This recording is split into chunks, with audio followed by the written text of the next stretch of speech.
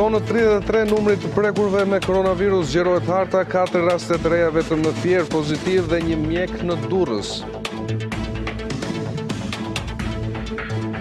Shqipëria në shtet rrethim, policia dhe ushtria bllokojnë rrugët, gjobiten 509 shofer, nuk zbatuan urdhrin. Tirana mban frymën, por qytetarët sfidojnë masa, dynden nga liçeni, rriten çmimet e ushqimeve në supermarkete.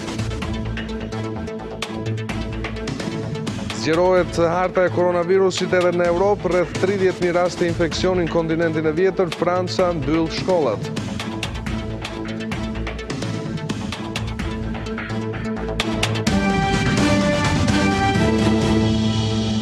Shikues nderuar, ju përshëndes, do të jemi bashkë për këtë edicion informativ të orës 16. Është shtuar numri të prekurve me COVID-19, me 10 raste të reja duke e çuar në 33 shifrën totale në gjithë vendin. 4 rastet e reja janë regjistruar në Fier, duke zgjeruar kështu hartën, ndërsa ka rezultuar pozitiv edhe një mjek në Durrës.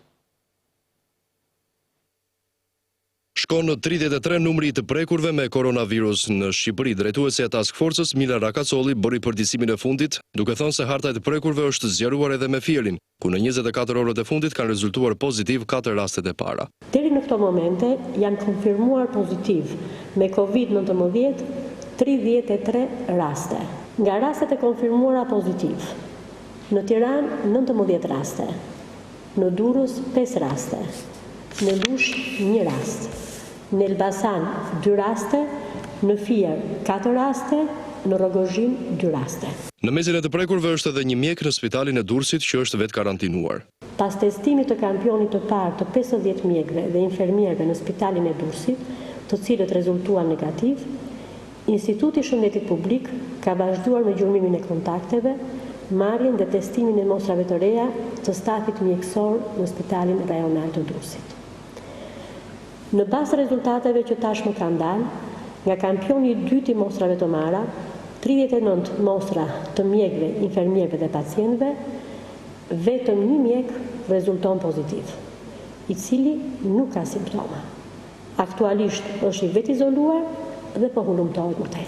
Sa i përket rasteve të qytetarëve, 25 persona janë në vetë izolim, në gjendje të mirë shëndetësore dhe 177 të tjerë të vetë karantinuar. Shqipëria numëron deri më tani 33 të prekur me koronavirus, ndërkohë që qytetarë të ndryshëm vjojnë të shkojnë tek spitali infektiv në kryeqytet për të bërë kontrolle. Aty ndodhet edhe kolegu im Elio Lazë, me cilin do të kemi një komunikim të drejtë për drejtë. Elio, të përshëndes, si paraqitet situata sot tek infektivi? Përshëndes, Gjoj, situata tek infektivi paraqitet pothuajse si në çdo ditë tjetër që nga momenti që koronavirusi zbulua që ka hyrë në Shqipëri. Vinë pacient përveç ata të shoqëruar me ambulancë, vinë nga sanatoriumi ose vinë nga urgjenca kombëtare pra numri 127, ka dhe të tjerë që vinë me automjetet private, pasi kanë shenja të dukshme të Covidit, si pas tyre nga ato që kanë lexuar dhe nga ajo që është thënë, dhe krijojnë dhe konfrontime të ndryshme pasi këtu nuk i pranojnë. Kujtojmë rreth 2 orë më parë një paciente ka ardhur nga një spital privat, e rekomanduar nga mjekët e spitalit privat që duhet vinte dhe të shtrojë me urgjencë këtu pasi kishte simptoma të njëjta me COVID-19 dhe këtu nuk e merrnin pasi thonin që procedura duhet bëhet nëpërmjet numrit 127. Pati debate të forta midis mjekëve dhe derisa u bindën që smura që ishte transportuar me makinë private të futej brenda. Pra kjo është situata. Ndërkaq që ka shifra konkrete, Elio, sa persona kurohen aktualisht pranë spitalit infektiv, priten të vinë individ të tjerë? Si pas burimeve që janë zyrtare, janë 8 personat të cilët po kurohen deri në këto momente në ambientet e infektivit, ndërkohë kemi personat e tjerë të cilët janë në kushtet e vetë karantinimit nëpër banesa, edhe pse janë të konfirmuar si bartës të COVID-19, me këto ritme, duke qenë se për 24 orët e fundit është shtuar me 10 numri i të konfirmuarve zyrtar si të prekur nga koronavirusi, pritet dhe shtimi i fluksit. E qartë, Elio, unë të falenderoj për lidhjen direkte. Tërkaq 177 drejtues automjetësh janë ndaluar nga policia e Tiranës pasi thyen urdhrin për ndalimin e qarkullimit. Shoferët e pabindur janë evidentuar në 15 pika dhe kontrollet policisë së shtetit dhe asaj ushtarake, ndërsa janë dërguar për veprime të mëtejshme administrative.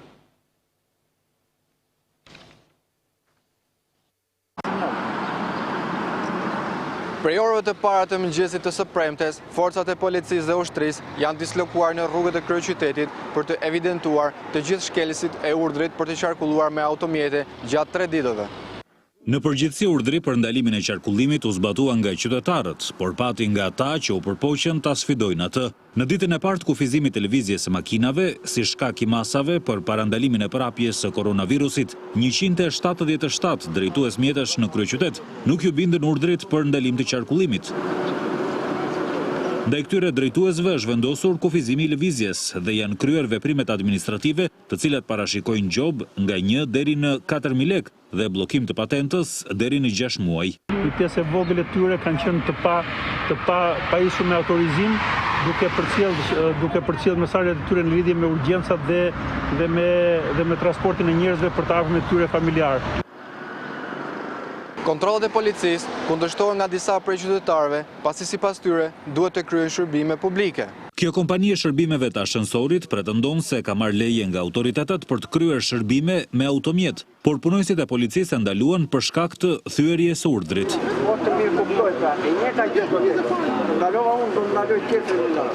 Nga 177 drejtuesit e mjeteve të ndaluar në Tiranë, një pjesë e tyre janë dërguar në komisariat, pasi kanë kundërshtuar punonësit e policisë.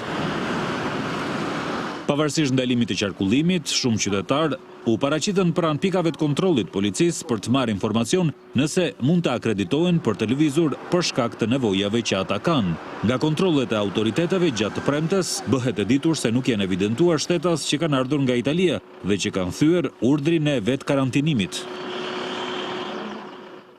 Që prej prekjes së Shqipërisë nga koronavirusi, grup mosha që nuk zbaton rregullat kanë qenë të moshuarit. Edhe sot ata vjuan grumbullimet dhe shëtitjet e tyre çka solli ndërhyrjen e policisë për t'i shpërndarë.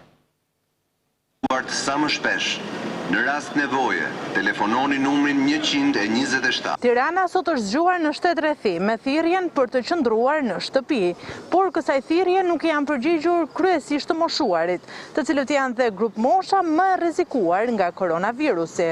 Ecjet në këmbë nuk kanë munguar, shëtitjet si dhe grumbullimet duke luajtur domino.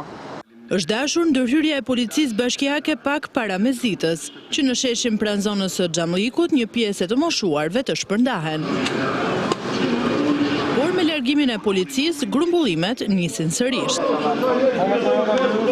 Mostruajtje të distancës gjende në sheshe të tjera të kryeqytetit. 1 metër, ka këtu dhe 1 metër, në një pa rrojtë me frikës, është më keq. E njëjta situatë paraqitet thuajse në të gjitha qytetet e vendit.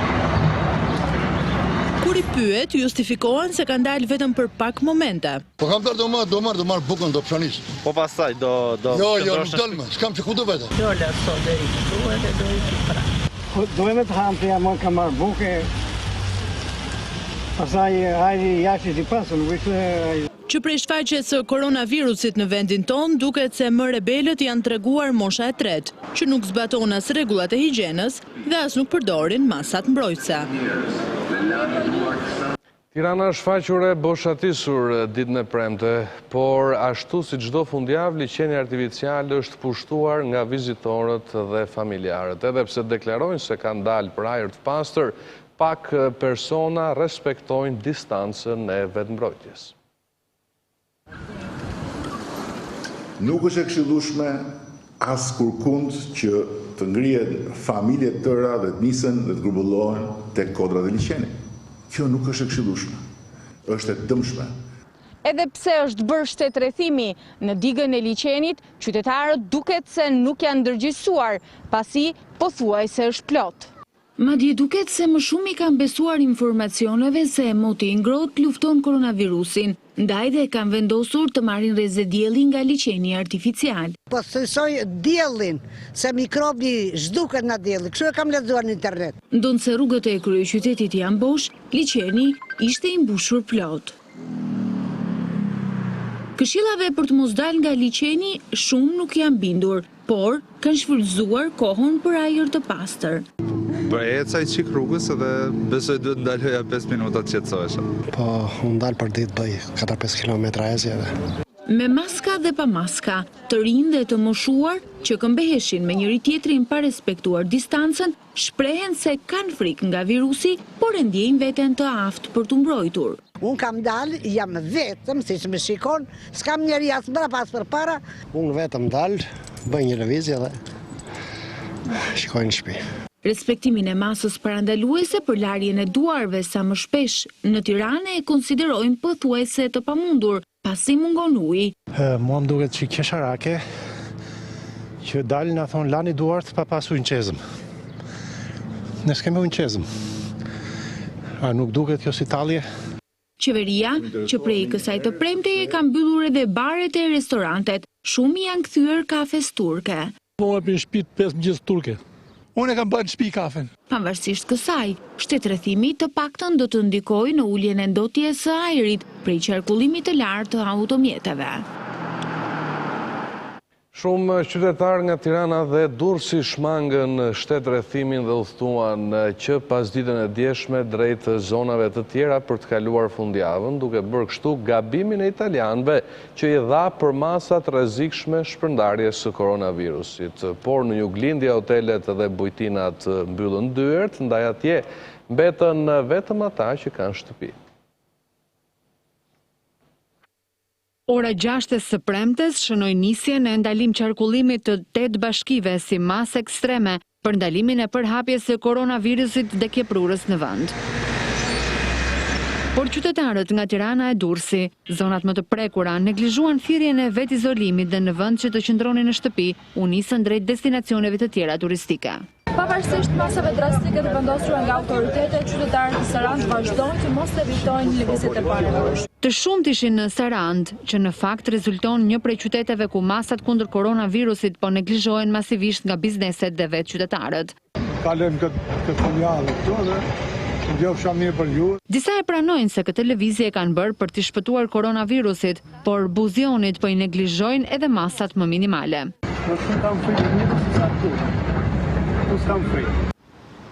Në prag të shtetërrethimit, të shumt ishin kryeqytetasit që synuan zonat turistike të juglindjes.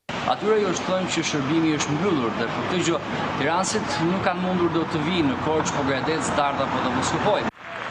Në këtë situatë përfituan ata që kanë shtëpitë e tyre në Korçë e Pogradec, ku do të mbeten të bllokuar të paktën deri ditën e diel. Keni shtëpinë tuaj këtu. Keni ardhur që dje se sot do mundi të vini besoj, për shkak se është ndaluar çarkullimi. Për ta, kjo lëvizje ka qenë si mas parandaluese. Por së gjithë djetë, shumë ka njerëz më pak, lëvizje ka dhe pak, ne masat e kemi marrë, jetojnë vetëm në shtëpi, kështu që. Në Elbasan, Lushnjë, Fier e Lezhë, qytetarët përgjithsisht respektuan vendimin për kufizim të lëvizjes dhe mbylljen e bizneseve, ndërkohë shkodranët ndalimi i makinave i ktheu tek dashuria e tyre e vjetër. Çmimet për agrumet, frutat dhe perimet, kryesisht ato që përmbajnë vitamin C, thuajse janë dyvishuar. Qytetarët në të gjithë vendin ankohen për çmimet e kripura, ndërsa tregtarët akuzojnë furnitorët për abuzim. Problematika solli reagimin e krejt qeverisë Rama, i cili paralajmëroi heqje licence për ata që do të shkelin ligjin. Pas abuzimeve të farmacive me çmimet e maskave dhe higjenizuesve, tani më radha e abuzimit duke shfrytzuar panikun e koronavirusit, kalon tek frutat dhe perimet. Konsumatorët ankohen për çmimet e kripura, kryesisht për produktet që përmbajnë vitamin C. I kanë ngritë gjithë ushqimet, edhe shteti rri, bën se hirë. Nuk i shikon atje. Shumë janë rritur, skandalja. 800-700 i kanë bërë 2 fish. Një papërgjegjësimë jashtëzakonshme. Mungesa e funksionimit të shtetit. Ka çiklëvizje, jo janë rritur, jo ulur. Ka çiklëvizje, ka pakërti. Tregtarët drejtojnë gishtin tek furnizuesit e mëdhenj, të cilët kanë dyfishuar çmimet. Për këtë kërkojnë ndërhyrjen e qeverisë. komunikojnë me këto që e morin dore parë, që na japin neve shtren dorës dytë. Sepse tani këtë ishte më lirë që ka nevojë njeriu për të smurë, që jemi gjithë smurë dhe limoni dhe portokalli është më i mirë për ne, atë të dy janë botë shtrejta. Portokalli sot ishte 140 me shumicë. Këtë të shofi pak ai baba gjyshi jonë që ja kemi zgjedhur ne. Apeli nuk ra në vesh të shurdhër. Kryeministri Edi Rama në një komunikim në Facebook paralajmëroi heqje licence për abuzuesit. Kush do të luajë të zgjuarin me çmimet e ushqimeve e të barnave, mund ta humbas përfundimisht të drejtën të tregtojë ushqime e barna. Prej 5 ditësh në të gjithë vendin, familjarët kanë marrë furnizime në sasi më të mëdha se e zakonshmja. Veprim ky që tashmë është shoqëruar me abuzime. E rëndëvion mbetet edhe situata në Itali, sipas raportimeve të fundit të autoriteteve italiane, numri i viktimave ka mbërritur në mbi 1000, ndërsa rritje ka psuar edhe numri i të prekurve. Për të dhënat e fundit kemi tani në lidhje të drejt për drejt nga Roma, kolegen Alba Kepi. Alba, si paraqitet situata, sa po respektojnë italianët udhëzimin e qeverisë për të qëndruar në shtëpi? Në rast të parë kemi lajm pozitiv që vjen nga Bashkimi Evropian, është komisionerja von der Leyen, e cila sapo ka deklaruar se ai do të japë Italisë të gjithë mbështetjen dhe garancitë e duhura për të përballuar të situatë të vështirë. Është kjo një përgjigje e kërkesës fundim të lëshuar dje nga presidenti Mattarella dhe nga vetë kryeministri Conte. Gjithashtu lajmet e fundit informojnë se është Austria e cila ka mbyllur kufirin me Italinë, duke shkaktuar mjaft vështirësi e duke lënë jashtë territorit italian mjaft autotransportator dhe situata paraqitet mjaft preokupuese në këtë kufi. Po ashtu dhe Slovenia thuhet se ka vënë një rrjetë ndaluese në kufirin me Italinë, sidomos në kufirin me Goricën. Sa i përket normave dhe rregullave të vëra në zbatim nga qeveria Conte, italianët vazhdojnë të i respektojnë edhe pse ka përjashtime, vazhdojnë kontrollet e policisë dhe situata është preokupuese, por shpresojmë që të dhënat e sotme që pritën të jepen pas orës 18 të na japin një fije shprese. E qartë, Alba, unë të falenderoj për këtë lidhje direkte. Faleminderit ju. Mirë, do të ecim më tej, policia e shtetit hodhi poshtë pretendimet e autoriteteve të Kosovës se kufiri midis dy vendeve është mbyllur, sipas tyre qarkullimi vijon normalisht. Autoritetet e Kosovës i njoftuan qytetarët se Shqipëria ka ndaluar hyrjen e përkohshme në territorin e saj për të gjithë shtetasit dhe veturat nga Kosova, por një gjë e tillë u hodh poshtë nga policia e shtetit në Shqipëri që thotë se qarkullimi vijon normalisht. Qendra kombëtare për menaxhimin e kufirit e Kosovës njoftoi se kjo masë do të zgjas deri më 15 mars në mesnatë, ndërsa sqaron se do të lejohet vetëm kalimi i veturave të institucioneve shëndetësore dhe të ndihmës së shpejtë, automjeteve tregtare dhe të mjeteve qeveritare. Kosova mbetet një nga pak vendet e botës që vazhdon të qëndrojë e paprekur nga koronavirusi. Qeveria ka vendosur aty ndalimin e frekuentimit të mjediseve me shumë njerëz dhe qytetarët i shohin masat si të nevojshme dhe në kohën e duhur. Sokol Krasniqi, qytetari i Prishtinës, thotë se përveç masave të ndërmarra nga qeveria, janë edhe vetë qytetarët që duhet t'i kushtojnë rëndësi higjienës personale. Qeveria ka vepruar drejt në marrjen e masave që e parandalojnë shfaqjen e një rreziku i cili është tani më shumë evident. Qytetarët thonë se qeveria duhet të ndërmarrë masa kundër marketeve dhe farmacive për shkak të ngritjes së panevojshme të çmimeve. Fajtor është qeveria, nuk janë në bizneset, sepse do duhej që të njëjtën moment kur mirën këto vendime të arsyeshme, të mirën edhe vendime tjera sankcionuese. Qytetari Isuf Musliu thotë se pavarësisht panikut të përhapur për shkak të koronavirusit të ri, të gjithë qytetarët duhet të tregojnë kujdes sa i përket higjienës. Asnjë mos personalisht nuk e ku marr. Nuk kem shkaruar do të bëru përpara. Do të më bëjt pastërtinë gjithmonë edhe para koronavirus. Qeveria e Kosovës ka njoftuar se deri më 27 mars të gjitha institucionet shkollore do të mbyllen si masë e parandalimit të koronavirusit, ndërsa ka apeluar qytetarët të kenë kujdes të shtuar dhe të respektojnë rekomandimet e Institutit Kombëtar të Shëndetësisë Publike për të mbrojtur nga kjo sëmundje e rrezikshme. Ndërsa harta e koronavirusit përhapet në Europë, një numër vendesh në kontinentin e vjetër shfaqin bilance më të rënduara dhe raportojnë ritme të shtuara të epidemisë.